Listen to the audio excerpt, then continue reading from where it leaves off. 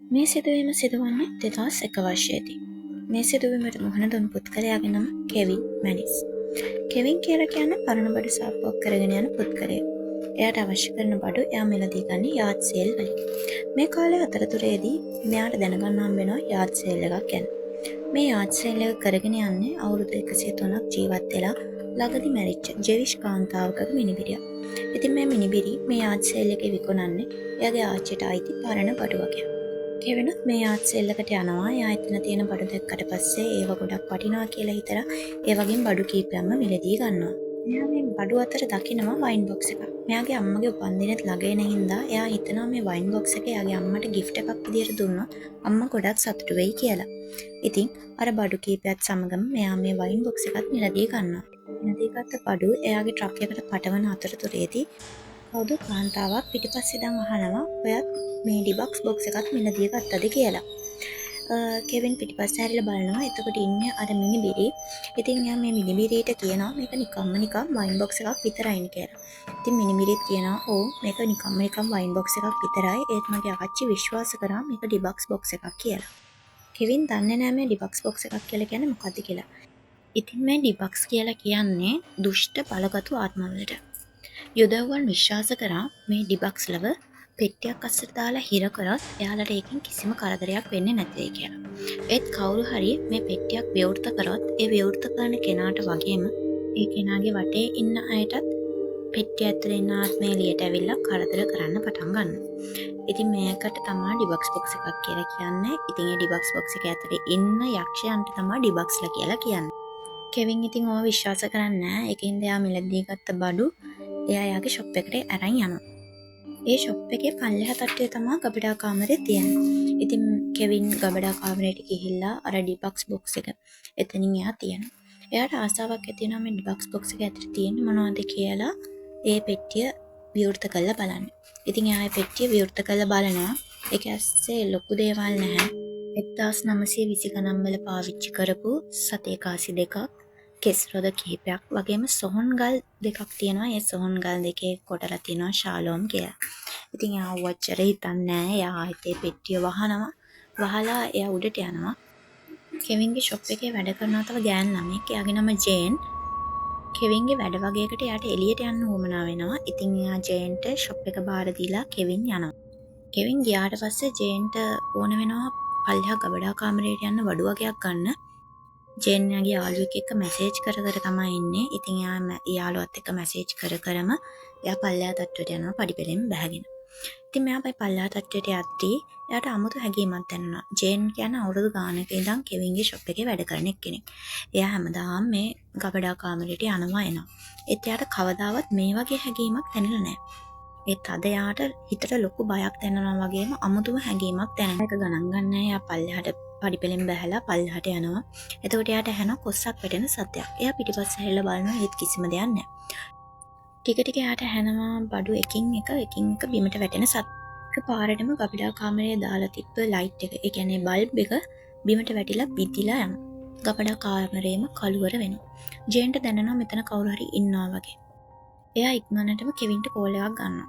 මේ වෙලාවේදී කෙවින්ගේ වැඩ ඉවරලා එයා ෂොප් එකට එන ගමන් ඉන්නේ. කෙවින් කෝල් එක ආන්සර් කරනවා. ජේන් කියනවා කෙවින් මෙතන කවුරු හරි ඉන්නවා ඉක්මනට එන්න කියලා. කෙවින් අහනවා කවුද උතන ඉන්නේ කියලා. ජේන් කියනවා දන්නේ නැහැ, කවුරුත් පේන්නේ නැහැ. මම ඉන්නේ පල්ලෙහා ගබඩා කාමරේ කියලා. එතනින් එහාට ජේන් කියපු කිසිම දෙයක් කෙවින්ට ඇහෙන්නේ නැහැ. කෙවින් හිතනවා සිග්නල් අවුලක් ඇත්තේ කියලා. කෙවින් ඉක්මනින්ම ෂොප් එකට යනවා. කෙවින් ෂොප් එකට ගියාට පස්සේ දොර අරින්න බෑ. දොර ඇතුලෙන් අගුළු දාලා. එතරම් කිව්වොත් කෙවින් ගියාට පස්සේ මේ ෂොප් එක ඇතුලේ හිටියේ ජේන් විතරයි. ජේන් ගබඩා කාමරේට ගියා. ජේන් ගබඩා කාමරේට යන්නේ ෂොප් එකේ දොර ලොක් කරලා නම් නෙවෙයි. ඉතින් එතකොට ජේන් ඇරෙන්න තව කවුරු හරි ඉන්න එපා මේක ඇතුලේ ලොක් කරන්න දොර. ඉතින් කෙවින් ළඟ යතුරක් තිබ්බා. කෙවින් මේ යතුරෙන් දොර අරගෙන ඇතුලට ගිහිලා ජේන් කියලා කතා කරත් ජේන්ගෙන් කිසිම උත්තරයක් නැහැ. කෙවින්ට මතක් වෙනවා ජේන් ඉන්නවා කිව්වේ ගබඩා කාමරේ කියලා. ඉතින් කෙවින් ගබඩා කාමරේ දොර ළඟට යනවා. ගබඩා කාමරේ දොරත් ලොක් කරලා තියෙනවා. කෙවින් මේ දොරත් විවෘත කරගෙන පල්ලෙහා තට්ටුවට යනවා. පල්ලෙහා තට්ටුවට ගියාම එයා දකින්නේ ජේන් පුටුවක ඉඳගෙන එක පැත්තක් දිහා බය වෙලා බලන් ඉන්න විදිය. කෙවින් ජේන්ට කතා කරනවා කීප සැරයක්ම. ඒ ජේන් කතා කරන්නේ නැහැ. ජේන් කෙවින් එක්ක එක වචනයක්වත් කතා කරන්නේ නැහැ. එයා ඉක්මනින් මෙතනින් නැගිටලා ෂොප් එකෙන් එළියට යනවා. එතනින් එහාට එයා කවුන්දාවත් ආයේ ඒ ෂොප් එකේ වැඩ කරන්න ඇවිත් නැහැ. කොහොම හරි ටික දවසක් යද්දි කෙවින්ට මේ සිදුවීම අමතක වෙලා යනවා. කොහොමත් කෙවින් මේ වගේ දේවල් විශ්වාස කරන්නේ නැහැ. ඒකින්ද එයා මේ වගේ දේවල් ගණන් ගන්නෙත් නැහැ. කෙවින් මේ වයින් බොක්ස් එක එයාගේ අම්මගේ උපන්දිනේට අම්මට තෑගි කරනවා. කෙවින් එයාගේ අම්මට මේ වයින් බොක්ස් එක තෑගි කරාට පස්සේ එයාට කෝල් එකක් එනවා. එයා ඒ කෝල් එක ආන්සර් කරලා කතා කරන්න එයා ෂොප් එකෙන් එළියට යනවා. කෙවින්ගේ අම්මා මේ වයින් බොක්ස් එක ඕපන් කරලා බලන්න තමයි යන්නේ. ඉතින් කෙවින්ගේ අම්මා මේ වයින් බොක්ස් එක විවෘත කරනවා. ඒ විවෘත කරාට පස්සේ ලොකු හුලම් පාරක් එක්ක එයාගේ අම්මට හරි අමුතුම හැඟීමක් ලොකු බයක් හිතට දැනෙනවා. කෙවින්ගේ අම්මා බය වෙලා වගේ මේ පෙට්ටිය දිහා බලාගෙන ඉඳි එකපාරටම කෙවින්ගේ අම්මට ස්ට්‍රෝක් එකක් ඇවිල්ලා එයා පුටුව උඩට ඇඳගෙන වැටෙනවා. කෙවින්ට මේ සද්ද ඇහෙනවා. ඒ හින්දා කෙවින් මේ පැත්තට දුවගෙන එනවා. කෙවින් එද්දිත් අම්ම පුටුවට වැටලා ඉන්නේ. ආතපය හොල්ලන්නේ නැහැ, කතා කරන්නේත් නැහැ. පෙට්ටිය දිහා බය වෙලා වගේ පෙට්ටිය දිහාම විතරක් එයා බය වෙලා බලාගෙන ඉන්නවා. කෙවින්ට හිතා ගන්න බෑ යා මොකද දැන් කරන්න ඕනේ කියලා. මොකද සිද්ධ වෙච්ච දෙයක් කියන එයා දන්නෙත් නැහැ. අම්මා කතා කරන්නෙත් නැහැ. අම්මා බය වෙලා වගේ පෙට්ටිය දිහා බලන් ඉන්නවා. එයා ඉතින් එකපාරටම 911ට කෝල් එකක් ගන්නවා. ડોක්ටර්ස්ලා කියන විදිහට කෙවින්ගේ අම්මට ස්ට්‍රෝක් එකක් ඇවිල්ලා එයා දැන් ඉන්නේ පැරලයිස් වෙලා. කෙවින්ට හිතා ගන්න බෑ මොකද කරන්න ඕනේ කියලා. ඒත් කෙවින්ට හොඳටම මතකයි කෙවින් මේ දීපු වයින් බොක්ස් එක අම්මා විවෘත කරාට පස්සේ තමයි අම්මා පැරලයිස් වුනේ කියලා. ඒ වගේම කෙවින්ගේ මතකෙට එනවා අම්මා මේ පෙට්ටිය දිහාම එක එල්ලේ බලාගෙන හිටපු විදිය බය වෙලා වගේ. කෙවින්ට දැන් තේරෙනවා මේ හැමදේම වෙන්නේ අර වයින් බොක්ස් එකේ හින්දා කියලා. ඉතින් කෙවින් මේ වයින් බොක්ස් එකේ අරගෙන ඇවිල්ලා එයාගේ ෂොප් එකේ ඉස්සරහින් තියනවා. එතකොට එයාගේ ෂොප් එකෙන් බඩු මිල දී ගන්න එන කෙනෙක් ඒකට ආස හිතලා ඒ වයින් බොක්ස් එක මිල දී ගනී කියලා එයා හිතනවා. කපල් එකක් මේ කෙවින්ගේ ෂොප් එකට එනවා. එයාලා මේ වයින් බොක්ස් එක දකිනවා. ඉතින් එයාලා මේ වයින් බොක්ස් එක මිල දීගෙන අරගෙන යනවා. හැබැයි වැඩි දවසක් යන්නේ නැහැ. කෙවින් ගබඩා කාමරේ ඉද්දි කෙවින්ට ඇහෙනවා උඩ ෂොප් එකේ දොර ඇරිලා වැහෙනවා. කෙවින් ඉක්මනින්ම උඩ තට්ටු වෙනවා කවුද ඇවිල්ලා තියෙන්නේ කියලා බලන්න. ඒත් කවුරුත්ම නැහැ. ඒත් එයා දකිනවා අර වයින් බොක්ස් එක ආයෙත් එයාගේ කවුන්ටර් টොප් එක උඩ තියෙනවා. මේ වයින් බොක්ස් එකේ පොඩි ස්ටිකි නෝට් එකක් තියෙනවා. ඒකේ ලියලා තියෙන්නේ මේ පෙට්ටිය මොකක් හරි අద్భుත දෙයක් තියෙනවා. ඒකින්ද මේ පෙට්ටිය අපිට එපා කියලා. කෙවින් ආයෙත් මේ වයින් බොක්ස් එක එයාගේ කාර් එකේ දාගෙන එයා ගෙදරට යනවා. ගෙදර තියෙන සේෆ් ලොක් එකක්. ඉතින් කෙවින් මේ වයින් බොක්ස් එක ඒ සේෆ් ලොක් එකකට දාලා ලොක් කරනවා. රෑ කෙවින් නිදාගෙන ඉඳි කෙවින් හීනයක් දකිනවා. ඒ හීනයා දකින්නේ ලස්සන කෙල්ලෙක්ගේ අතින් අල්ලගෙන ඒ දෙන්න කැලෑවක් මැදින් යන විදිය. එකපාරටම අර කෙල්ල කෙවින්ගේ අත අතර ටිකක් දුර යනවා තනියෙන්. කෙවින්ට එයා ළඟටවත් යන්න හම්බෙන්නේ නැහැ. මොකද ඒ තරම් දුර ඒ කෙල්ල ගිහිල්ලා ඉවරයි. කෙවින් මේ කෙල්ල යන දිහා බලාගෙන ඉන්නවා. ඒත් එකපාරටම ගොඩක් දුෂ්ට මූණක් තියෙන වයසක ගෑනු කෙනෙක් කෙවින් ඉස්සරහට ඇවිල්ලා කෙවින්ගේ මූණ දිහා හරි නපුර විදියට බලාගෙන ඉන්නවා. එකපාරට මේ වයසක ගෑනු කෙනා අත් දෙක දික් කරලා කෙවින්ගේ මූණ තදින් අල්ලගෙන දෙපැත්තට අදිනවා. කෙවින් මේ හීනට බය වෙලා එකපාරටම එයා නැගිටිනවා. ඊට පස්සේ එයා වොෂ්රූම් එකට යනවා. වොෂ්රූම් එකට ගිහිල්ලා ඉවර වෙලා එයා බලද්දි එයා දකින්න එයාගේ උරහිසේ නිකන් තැලුම් පාරක් වගේ තියෙනවා. ඒත් ඊට කලින් එහෙම දෙයක් එයාගේ උරහිසේ තිබ්බේ නැහැ. එයා හිතනවා කොහේ හරි වැදිලා කියලා එයා ඇවිල්ලා නිදා ගන්නවා. කොහම හරි එදා රෑ එයා නිදා ගන්නවා. උදේ නැගිටලා එයා මුණ හොදන්න වොෂ්රූම් එකට ගියාට පස්සේ එයා කණ්ණාඩියෙන් දකිනවා එයාගේ පිට පුරා හැම තැනම තැලුම් පාරවල් තියෙනවා. ඉතින් කෙවින්ට හිතනවා මේ වයින් බොක්ස් එකේ හින්දා තමයි මේ හැමදේම වෙන්නේ. ඒකින්ද මම මේකෙන් ගැලවෙන්න ඕනි කියලා. ඉතින් කෙවින් කරන්නේ එයාගේ කම්පියුටර් එක ළඟට ගිහිල්ලා eBay එකේ මේ වයින් බොක්ස් එක සෙල් කරන්න දානවා. සෑම් සහ බ්‍රයන් කියලා විශ්වවිද්‍යාල ශිෂ්‍යයෝ දෙන්නෙක් මේ eBay එකේ මේ වයින් බොක්ස් එක විකුණන්න තියනවා කියලා දැකලා එදාම එයාලා ඒ වයින් බොක්ස් එක මිලදී ගන්නවා. දින 2-3කට පස්සේ සෑම්ට මේ වයින් බොක්ස් එක ලැබෙනවා. සෑම් මේ වයින් බොක්ස් එක තියන්නේ කුස්සියේ මේසයක් උඩින්. ටික වෙලාවකින් බ්‍රයනුත් මේ ගෙදරට එනවා. බ්‍රයනුයි සෑමුයි දෙන්නම ඉන්ටර්විව් එකක් කරන්න තමයි යන්නේ මේ ඩිබක්ස් බොක්ස් එක ගැන. එහෙම නැත්නම් මේ වයින් බොක්ස් එක ගැන. ඉතින් බ්‍රයන් කියනවා එයා ගෙදරට හවස් වෙලා එයා ගෙදර එද්දි එයාට ගේ දොර අරිද්දි හරි අමුතු ගඳක් ගේ ඇතුලින් ආවා කියලා. ඉතින් බ්‍රයන් කියන්නේ සමහරට ඒ ගඳ එන්නේ නැත්තේ මේ ඩිබක්ස් බොක්ස් එකෙන් කියලා. ඔය විදිහට එයාලා ඉන්ටර්විව් එකේ ගැන ඩිබක්ස් බොක්ස් එක ගැන ඉන්ටර්විව් එක කරගෙන යනවා. රෑ මේ ගෙදර පාටි එකක් තියෙනවා. ඉතින් බ්‍රයනුයි සෑමුයි එයාලගේ යාළුවන්ට මේ පාටි එකට ඉන්වයිට් කරනවා. සෑමුයි බ්‍රයනුයි තීරණය කරනවා යාළුවොත් ඔක්කොලාම ඉන්න එකේ මේ ඩිබක්ස් බොක්ස් එක ඕපන් කරලා බලන්න. ඉතින් එයාලා ඒක ඕපන් කරලා බලනවා. ඒත් ඒක ඇතුලේ තියෙන්නේ පොඩි දේවල් වගේ. ඉතින් එයාලා ඒවා එච්චර ගණන් ගන්න නැහැ. හැබැයි ටික වෙලාවක් යද්දී මේ පාටි එකට ඇවිල්ලා ඉන්න ඔක්කොලාටම හරි අමුතු හැඟීමක් දැනෙන ලොකු බයක් හිතට දැනෙනවා. ටික වෙලාවක් යද්දී එක දේවල් මේ ගෙදර වෙන්න පටන් ගන්නවා. ලයිට් නිමි පත්තු වෙනවා. එතකොට මෙයාලා දාලා තියෙන සින්දු එහෙම ඕෆ් වෙවි ඔන් වෙනවා. ඒ වගේම සෑම්ගේ ලැප්ටොප් එක ඕෆ් වෙලා යනවා. වීදුරු බිඳෙන්න පටන් ගන්නවා. ඒ විතරක් නෙවෙයි ටෝස්ට් එක පවා වැඩ කරන්නේ නැතු වෙනවා. ඒ කියන්නේ යාලා ඒකට පාන් හරි මොනවා හරි දැම්මොත් ඒක ඉක්මනින්ම පිච්චිලා යනවා. මෙයාලා ඔය වෙන දේවල් එච්චර ගණන් ගන්නේ නැහැ. ඒ ටික වෙලාවක් යද්දි මේ ගෙදර තියෙන කෘමි උවදුර වැඩි වෙනවා. ඒ කියන්නේ බාත්රූම් වලින්, ජනෙල් වලින්, ෆ්‍රිජ් අස්සෙන්, කුස්සියෙන් එක තැන් වලින් එක කෘමි ಜಾති මේ ගේ ඇතුළට එන ප්‍රමාණය වැඩි වෙනවා. ඒ කියන්නේ කැරපොත්තෝ, කූඹි, මැස්සෝ වගේ පොඩි කෘමීන් ගොඩාක් මේ ගේ පුරාම පැතිරෙනවා. ටික වෙලාවකින් මේ කෘමීන් අර ඩිබක්ස් බොක්ස් එක ඇතුළට තමයි යන්නේ. ඉතින් සෑමුයි බ්‍රයනුයි මේක වීඩියෝ කරලා බ්ලොග් එකක් විදිහට යාළගේ channel එකේ දානවා. එකෙන් යාළට ගොඩාක් followers ලා හම්බ වෙනවා. යාළගේ විශ්වවිද්‍යාලයේ ඒ දෙන famous වෙනවා. මේකෙන් වෙන නරක ප්‍රතිඵලය තමයි ටික දවසක් යද්දි සෑම්ගේ කොණ්ඩේ යන්න පටන් ගන්නවා. ඒ වගේම සෑම්ගේ ඇඟ රැලි වැටිලා, මූණ රැලි වැටිලා එයා හරියට වයසක මිනිස්සෙක් වගේ පේන්න ගන්නවා. ඒ විතරක් නෙමෙයි එයාට එයාගේ ඇස් කොන් දෙකෙන් පේනවා නිකන් වයසක ගෑනු දෙන්නෙක් එයා දිහා දෙපැත්තෙන් බලන් ඉන්නවා වගේ. මේ සිද්ධ වෙන දේවල් එක්ක බ්‍රයන් කියනවා මේ ඩිබක්ස් බොක්ස් එක තවදුරටත් අපි ළඟ තියාගන්න එක හොඳ නෑ කියලා හිතලා ඒ දෙන්නම තීරණය කරනවා මේ ඩිබක්ස් බොක්ස් එක තව කාට හරි විකුණන්න. ඉතින් මෙයාලත් මේ ඩිබක්ස් බොක්ස් එක විකුණන්න ඕනේ හින්දා ඒක eBay එකේ දානවා. ඊළඟට මේ ඩිබක්ස් බොක්ස් එක මිලදී ගන්න ජේසන් කියලා පුද්ගලෙක්. ජේසන් කියලා කියන්නේ මේ වගේ දේවල් ගැන ලොකු උනන්දුවක් තියෙන පුද්ගලෙක්. ඉතින් එයාට කුතුහලයක් ඇති වෙනවා මේ ඩිබක්ස් බොක්ස් එක ඕපන් කරලා ඒකෙන් මොනවද වෙන්නේ කියලා දැනගන්න. ඉතින් ඒ හින්දාම තමයි එයා මේ ඩිබක්ස් බොක්ස් එක මිලදී ගන්නෙ. ජේසන් මේ ඩිබක්ස් බොක්ස් එක ගෙන්න ගන්න එයාගේ ඔෆිස් එකට. එයා ඒක ඔෆිස් එකේදී විවෘත කරලා බලනවා ඒත් කිසිම දෙයක් ඇති වෙන්නේ නැහැ. මෙයා ඇත්තටම කුතුහලයෙන් හිටියේ මොකද්ද වෙන්නේ කියලා දැනගන්න. ඒත් කිසිම දෙයක් වුණේ නැති හින්දා එයා ලොකු කලකිරීමකටපත් වෙනවා. ඒ ටික වෙලාවක් යද්දී මේ ඔෆිස් එකේ තියෙන ඉලෙක්ට්‍රොනික උපකරණ වැඩ කරන්නේ නැතු වෙනවා. ඒ කියන්නේ කම්පියුටර්ස්, එතකොට දාලා තියෙන ලයිට් ඒව ඔක්කොම ඕෆ් වෙනවා. කිසිම දෙයක් වැඩ කරන්නේ නැතුව යනවා. ජේසන්ගේ යාළුවා ජේසන්ට ඇවිල්ලා කියනවා ඔයා මේ වයින් බොක්ස් එක ගේන්න කලින් මේ හැමදේම හොඳට වැඩ කරා.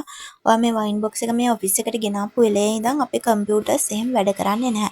ඉතින් ඔයා මේක කරුණාකරලා එළියට ගෙනියන්න කියලා යාළුවා මෙයාට කියනවා. ජේසන් මේ ඩිබක්ස් බොක්ස් එක ඔෆිස් එකෙන් අරගෙන එයා එළියට එනවා. එළියට ඇවිල්ලා එයා ඒ ඩිබක්ස් බොක්ස් එක යාගේ ට්‍රක් එකට දානවා. ජේසන් හවස ගෙදර යනවා. ඒ ජේසන්ට ඕන වෙන්නේ නැහැ ඩිබක්ස් බොක්ස් එක යාළගේ ගේ ඇතුළට ගෙනියන්න. මොකද එයා දන්නවනේ මොකද්ද මේ ඩිබක්ස් බොක්ස් එක කියන්නේ කියලා. ඒකින්ද එයාට ඕන වෙන්නේ නැහැ මේ ඩිබක්ස් බොක්ස් එක ගේ ඇතුළට ගෙනියන්න. ඒකින්ද එයා මේ ඩිබක්ස් බොක්ස් එක යාගේ ට්‍රක් එකේම තියලා ට්‍රක් එක ලොක් කරලා තමයි ගේ ඇතුළට යන්නේ. ජේසන් මේ ගැන කාටවත් කියන්නේ නැහැ. යාගේ පවුලේ අය කාටවත් මෙයා මේ ඩිබක්ස් බොක්ස් එක ගැන කියන්නේ නැහැ. ඉතින් එදා යාලා නිින්දට යනවා. ජේසන් එදා නිදාගෙන ඉද්දි හරි අමුතු දෙයක් වෙනවා. ජේසන් නිදාගෙන ඉද්දි එයාගේ අත් කකුල් කිසිම දෙයක් හොල්ලන්න බෑ. ඔක්කොම ගල් ගැහිලා වගේ. ඒත් එයාගේ ඇස් දෙක විතරක් අරින්න පුළුවන්. ජේසන් මේ විදියට ඇස් දෙක අරලා වටපිට බලද්දි දැන් එයාගේ කකුල් අත් කිසිම දෙයක් එයාට හොල්ලන්න බෑ. ඒත් එයාගේ ඇස් දෙක විතරයි එයාට අරින්න පුළුවන්. ඒ වගේම ශබ්ද හොඳට ඇහෙනවා. මෙයා දැන් ඇස් දෙක අරලා වටපිට බලද්දි එයාට ඇහෙනවා කවුරු හරි කෙනෙක් පඩිපෙළ නැගගෙන උඩ තට්ටුවට එනවා වගේ. ජේසන් මේ ශබ්දය ගැන හොඳ අවධානයෙන් අහගෙන ඉන්නේ. ඒ කවුරු හරි ඒ පඩිපෙළ නැගලා එන කෙනා එන්නේ ජේසන්ගේ කාමරයට. ජේසන්ට දැන් ඇස් දෙක විතරයිනේ හොල්ලන්න පුළුවන් එහෙම මෙහෙම.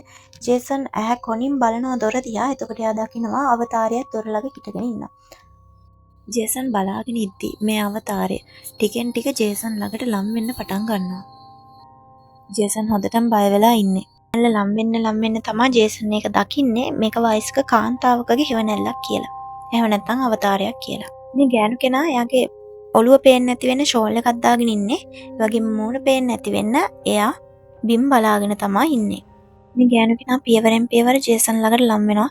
ජේසන්ගේ බය එන්න වැඩි වෙනවා. එයාගේ හાર્ට් එක හයියෙන්ම ගැහෙන්න පටන් ගන්නවා. ඒ ජේසන්ට කර කියා ගන්න දෙයක් නැහැ. මොකද එයාට හයියෙන් කෑ ගහ ගන්නවත් බෑ. මේ වයසක ගෑනු කෙනා ජේසන්ගේ පිටිපස්සට යනවා. දැන් ජේසන් නිදාගෙන ඉන්නේ. එතකොට ජේසන්ගේ ඔළුව පිටිපස්සට ගිහිල්ලා ඉවරලා ජේසන් දිහා රවලා බලලා එක පාටම ජේසන්ගේ ඇස් දෙක හයියෙන් තද කරන්න පටන් ගන්නවා. ජේසන්ට කොච්චර ලොකු වේදනාවක් දැනුණත් එයාට කෑ ගහ ගන්න නම් හම්බුනේ නැහැ. මේ සිදුවීමත් එක්ක එකපාරටම ජේසන් බය වෙලා නැගිටිනවා. ජේසන්ට එහා පැත්තේ තමයි ජේසන්ගේ වයිෆ් ඉතාගෙන ඉන්නේ. ඉතින් වයිෆුත් නැගිටලා අහනවා මොකද ජේසන් උනේ? ඇයි මේ බය වෙලා ඉන්නේ? ඇයි මේ බය වෙලා නැගිට්ටේ කියලා. ජේසන් එතකොට තමයි දන්නේ ආ ඒක දැකලා තියෙන හීනෙන් කියලා. ඉතින් ජේසන්ට ඕන වෙන්නේ නැහැ යාගේ වයිෆ්ට මේ හීන ගැනවත් මේ වෙච්ච දේවල් ගැනවත් කියලා වයිෆ් බය වෙනාට. ඉතින් ජේසන් කිසිම දෙයක් යාගේ වයිෆ්ට කියන්නේ නැහැ. කොහොම හරි ජේසන් නෑ නිකන් හීනෙන් බය වුනේ කියලා වයිෆ්ටත් කියලා ආයෙත් වයිෆ් එක්කම නින්දට යනවා. පහුවදා උදේ ජේසන් නැගිටලා ඉවරලා වොෂ්රූම් එකට යනවා. එයාගේ ඔළුව ගොඩක් රිදෙනවා. එයා වොෂ්රූම් එකට ගිහලා මූණ හොඳදී තමයි එයා දකින්නේ එයාගේ ඇස් දෙක දෙපැත්තේ තුවාල වෙලා හොඳටම ලේ බැහැලා තියෙනවා. ජේසන්ගේ ඇස් දෙක හොඳටම ඉදිමිලා තියෙන්නේ. ජේසන් මේ කිසිම දෙයක් එයාගේ වයිෆ්ටවත් එයාගේ පුතාටවත් කියන්න යන්නේ නැහැ. මොකද එයාලා බය වෙයි කියලා ජේසන් මේ ගැන කියන්න යන්නේ නැහැ. ඒත් ජේසන් දන්නවා මේ හැමදේම දැන් වෙන්නේ අර ඩිබක්ස් බොක්ස් එක හින්දා කියලා. ඉතින් ජේසන්ට ඕන වෙනවා මේ ඩිබක්ස් බොක්ස් එකෙන් ගැලවෙන්න. ඒත් එයා මේක විකුණන්න හදන්නේ නැහැ. මොකද එයා මේක විකුණවුවොත් එයා වගේම තව කෙනෙක් මේ ඩිබක්ස් බොක්ස් එක මිලදීගෙන එයාගේ පවුලත් අනතුරේ වැටෙනවා. ඒක හින්දා තව කෙනෙක් නොදන්න කෙනෙක් අතට මේ පෙට්ටිය ගියොත් ලොකු විනාශයක් වෙන හින්දා ජේසන් කල්පනා කරනවා කොහොමද විකුණන්න නැතුව මේ ඩිබක්ස් බොක්ස් එකෙන් ගැලවෙන්නේ කියලා. එදා රෑ ජේසනුයි යාගේ පුතයි ටීවී බල බල ඉන්නවා. එතකොට පුතා අහනවා තාත්තේ කවුද අර අතන ඉන්නේ කියලා. ජේසන් පුතා පෙන්නන පැත්ත බලනවා. එතකොටම ජේසනුත් දකිනවා වයසක ටිකක් දුෂ්ට පෙනුමක් තියෙන ගෑනු කෙනෙක් එයාලා දිහා බලාගෙන ඉන්නවා සාලේ අයිනක ඉඳන්. ඉතින් ජේසන් ඒ දිහා බලනවත් එක්කම ඒ රූපේ නැති වෙලා යනවා. ජේසන් කල්පනා කරනවා පුතා කොහොමද මේව දැක්කේ කියලා. ඉතින් ජේසන් පුතාගෙන් අහනවා පුතේ ඔයත් ඒක දැක්කද කියලා. පුතා කියනවා ඔව් තාත්තේ මං දැක්කා සාලේ අයිනේ නපුරු වයස්ක ආච්චි කෙනෙක් අපි දිහා බලාගෙන හිටියා කියලා. ජේසන් තේරුම් ගන්නවා මේක දැන් පාලනය කරන්න බැරි තත්යකට ඇවිල්ලා තියෙනවා කියලා. එයාට විතර නෙමෙයි යාගේ පවුලේ අයටත් කරදර කරන්න මේ නපුරු ආත්මය පටන් අරන් කියලා ජේසන් තේරුම් ගන්නවා. ජේසන් එයාගේ වයිෆ්ට කෑ ගහලා පල්ලෙහාට එන්න කියලා කියනවා. වයිෆ් එතකොට උඩ තට්ටුවේ අස්කර කර ඉන්නේ. වයිෆුත් ඉක්මනින්ම පල්ලෙහාට දුවගෙන එනවා මොකද්ද මේ කලබලේ කියලා බලන්න. ඉතින් ජේසන් කියනවා මම ඔයාලට පස්සේ මේ ගැන විස්තර කරන්නම් අපිට තවත් මේ ගෙදර ජීවත් වෙන්න බෑ.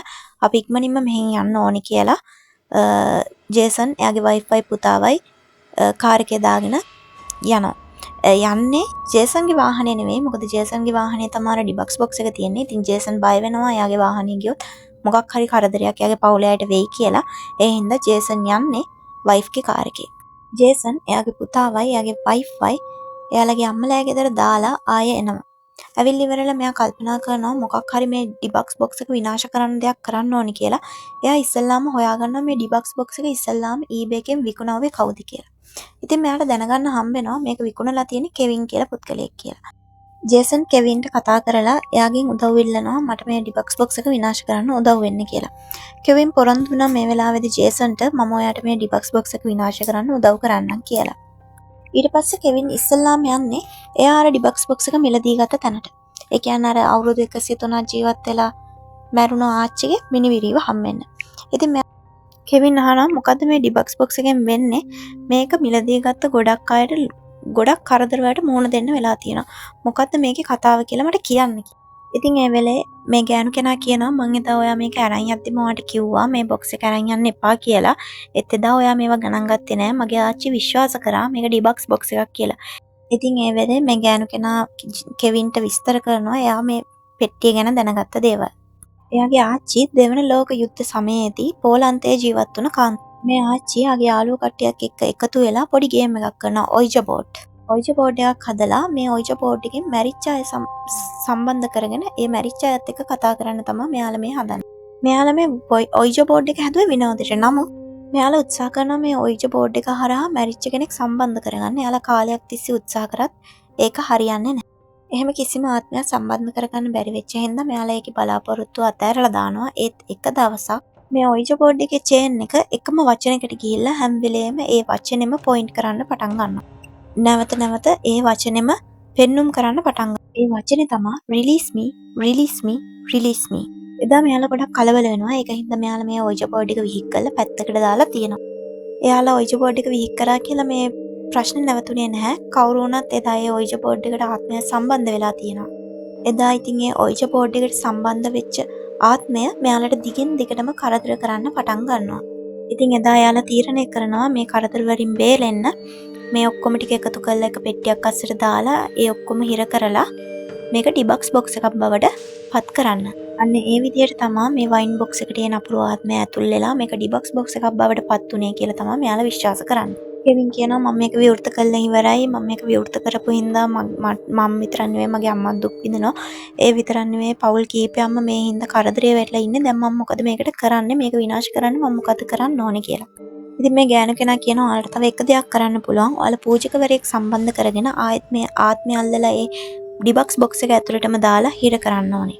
ඒ ආත්මය හිර කරාට පස්සේ ඒක හොඳට ලොක් කරලා කාටවත්ම හොයාගන්න බැරි තැනක මේ ඩිබක්ස් බොක්ස් එක හංගලා තියන්න කියලා තමයි මේ ගෑනු කෙනා කෙවින්ට කියන්නේ. ඊට පස්සේ කෙවින් ගිහිල්ලා ඉවරලා ජේසන්ව හම්බෙලා මේ විස්තරي කියනවා. කෙවිනුයි ජේසනුයි දෙන්නම එකතු වෙලා ගිහිල්ලා පූජකයෙක් හොයාගෙන ඒ පූජකවරයාව සම්බන්ධ කරගෙන මේ ආත්මය අල්ලලා ආයෙත් අර ඩිබක්ස් බොක්ස් එක ඇතුළට දාලා ඩිබක්ස් බොක්ස් එක ලොක් කරනවා.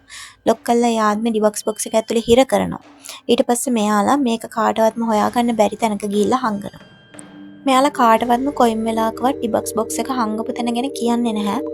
මොකද මෙයාලට වගේම කුතුහලයේ තියෙන තවත් කෙනෙක් ඇවිල්ලා මේ ඩිබක්ස් බොක්ස් එක අරන් ගිහිල්ලා නැවත මේ වගේ ප්‍රශ්න ගොඩකට මුහුණ දෙන්න වෙයි කියලා තියෙන බය නිසාම ජේසන්වත් කෙවින්වත් මේ ඩිබක්ස් බොක්ස් එක හංගලා තියෙන තැන ගැන කොයින් වෙලාවකවත් කාටවත්ම කියන්නේ නැහැ.